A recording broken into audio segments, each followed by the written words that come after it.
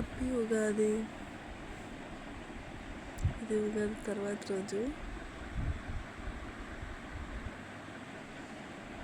ఇది ఉగాది రోజు తీసుకోలేకపోయాను, అందుకే ఈరోజు తీసుకుంటున్నాను. ఉగాది సెలబ్రేషన్ అయిపోయింది. ఉగాది పచ్చడి చేశాను, రైస్ చేశాను, సాంబార్ చేశాను, వడ చేశాను. నిన్న కొంచెం బిజీ ఉండిపోయాను, అందుకే తీయలేదు. టెంపుల్కి వెళ్ళేసి వచ్చాము. నైట్ లేట్ అయిపోయింది, ఇంకా తినేసి పడుకునేసరికి అంతే. ఈరోజు 7:47 అవుతుంది మార్నింగ్. డేట్ వచ్చేసి 20 ఈరోజు మార్చ్. రేపు 21 రంజాన్ రేపు, కాబట్టి వీళ్ళకి హాలిడే ఇచ్చారు. దాంట్లో హాయిగా బజ్జున్నాడు. మామూలుగా తొందరగా లేస్తాడు, ఈరోజు ఇంకా పడుకున్నాడు. ఏం చేయాలి,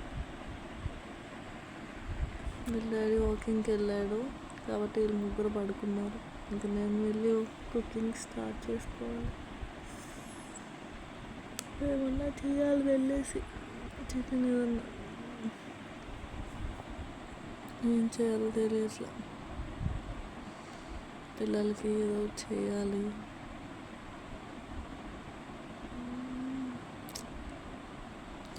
ఏం చేయబుద్ది కావట్లా. బాగా కడుపులో మంటగా ఉంది.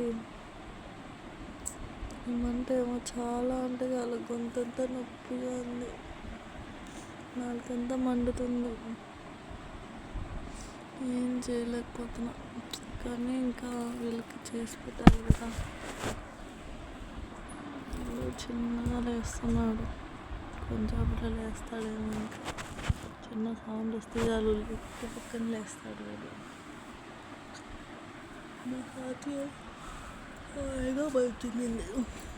ఎంత క్యూట్గా వచ్చింటుందో ఇది స్టైల్ మొహంది. అబ్బుగాడు బంగారం, బుద్ధి సైలెంట్గా ఉంటాడు. నాకు ఇది చేయాలంటే చాలా ఇష్టం. అబ్బడా, నువ్వు హ్యాపీగా ఉండాలిరా. నిండు 150 సంవత్సరాలు హ్యాపీగా బతకాలి. హ్యాపీ ఉగాది. ఇలాంటి ఉగాది ఎన్నో రోజులు, ఎన్నో సంవత్సరాలు నువ్వు జరుపుకోవాలి. I love you for ever.